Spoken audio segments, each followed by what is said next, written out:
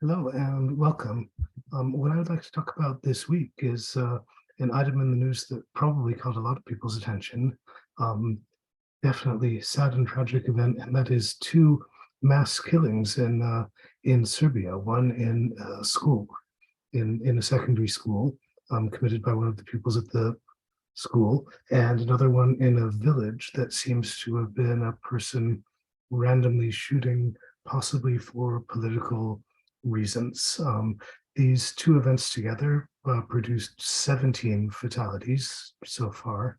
There may be more, and a lot of interest because, at least according to the stereotype, this is a sort of phenomenon that is unique to places like the United States with its strong gun culture and does not happen other places. Of course, it does happen other places, but much more rarely. And a lot of people have been searching, and there's been a lot of discussion in Serbia and across the region now as to why it happened in this place. What could have brought it about? Now, some of these explanations are a little bit difficult to take. There are quite a lot of them that mix stereotypes with certain political points of view that are simply not helpful. But look, I mean, if we want to talk about why these sorts of events happen, why these incidents happen, there are a couple of things that we need to look at. One of them is widespread ownership of weapons, and that's clearly the most important reason. Um, the other reasons probably have to do with things like um, the uh, um, the trauma and mental illness and stress that people face, and also some political reasons having to do with ideology, particularly ideologies that advocate or approve of a level of violence against people. Now, let me say, one of the reasons that these sorts of events happen so rarely in other places and so frequently in the United States, I mean, it's not because political ideologies are necessarily better or worse in one place than another. There are some pretty nasty ones pretty much everywhere. It's also not because the level of traumatic experience or psychological illness is higher in one place than another. They're probably at similar rates pretty much everywhere. It has to do with the availability and ownership of weapons, and Serbia, like other states of former Yugoslavia, has actually very high levels of ownership of weapons. But I should say the kinds of weapons that people own um, are weapons like pistols, small pistols, sidearms, hunting rifles, that sort of thing. That is not the sorts of weapons that would be useful in committing mass killings. We're not talking about automatic and semi-automatic weapons like were used in the United States.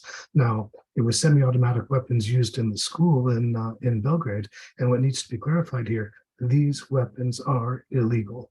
The people who own them illegally, and surprisingly enough, I mean, there are movements for stronger restrictions of weapons in Serbia as there are in other countries. And in other countries, it often takes an event like this horrifying one to create political environments that are going to be receptive to that kind of restriction.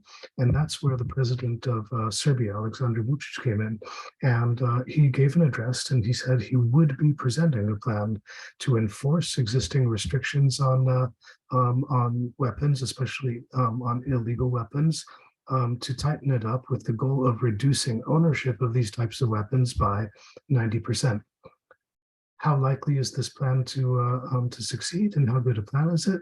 We don't know yet because we don't have the details of the plan. What I think we can say for sure is that anything that he presents to the parliament is going to be passed because his control over political institutions is, to put it mildly, very strong. So something is going to happen there. We don't know what will happen with any law that is passed once it comes to the phase of enforcement, because that's a problem.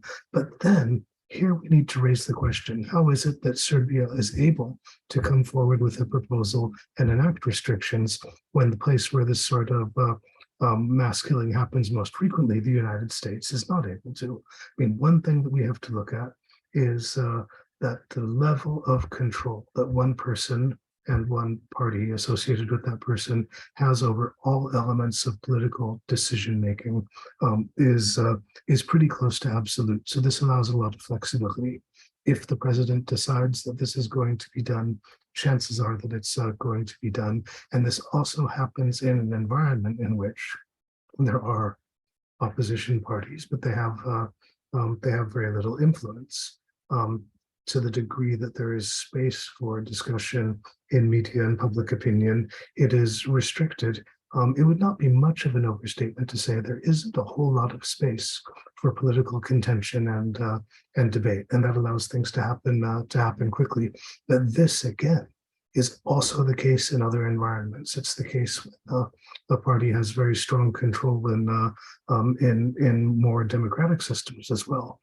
But one thing that always keeps the United States from enacting this kind of reform that doesn't exist in Serbia is it does not have the existence of this very strong lobby that has declared that ownership of weapons is a fundamental right, that glorifies it, that associates it with other issues, including patriotic sentiment and issues of racial and ethnic conflict, and which receives heavy financing, both from inside the country and from outside sources, including the regime in Russia, the National Rifle Association. It is the existence of that actor that makes the situation in the United States unique, and it's the more or less rapid response, as far as we're able to tell, in Serbia that tells us just how important this factor is. So these are, I mean, some of the things to think about when we want to talk politically about the problem of these mass killings and violence and use of automatic weapons in other parts of the world. I think it doesn't make a lot of sense to try to trace these things to unique aspects of the culture of one state or another, and it makes a lot of sense to try to look at the political forces that are active.